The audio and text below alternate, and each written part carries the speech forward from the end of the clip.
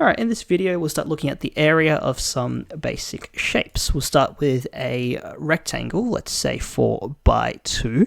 The area would be 4 times 2, which is 8. I'm sure you knew that. But maybe more interesting is if you tilt this rectangle off to the side without changing that 4 and without changing how tall it is, the area actually stays the same. So no matter how far you tug it to the right or to the left like that, so long as the ground level 4 stays the same and it's still 2 units tall, right? No matter how far you pull it to the right or to the left like that, the area won't change. Right? It might get very long, but it'll also get very thin, and it will sort of balance out. Right? So why might that be? Because if you put it back a little bit, you can sort of decompose it into two shapes like this, like a red triangle and that yellow trapezium looking thing. And if you scoot that triangle across a little bit, you'll find that it's actually just the 4 by 2 rectangle in disguise. And so actually the area is the same.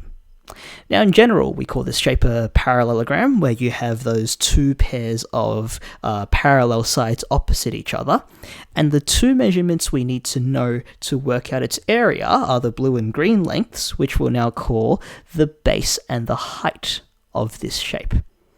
And we just saw the area is equal to the base multiplied by the height. But notice the base is a side length of the parallelogram, while the height doesn't need to be. It's how tall the shape is in a perpendicular direction to the base. Right? So you can see that the height there is not a side length on the parallelogram. It's quite different to the side length. Right? And in general, the height will not be a side length. It's how tall the shape is perpendicular to the base, which is the side length. Okay?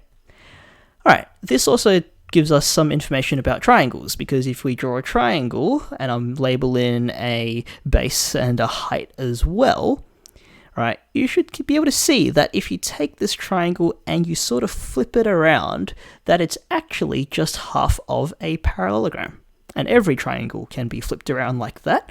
And so actually the area of the parallelogram, being the base times the height, well, the area of the triangle must be just half of that, half times base times height.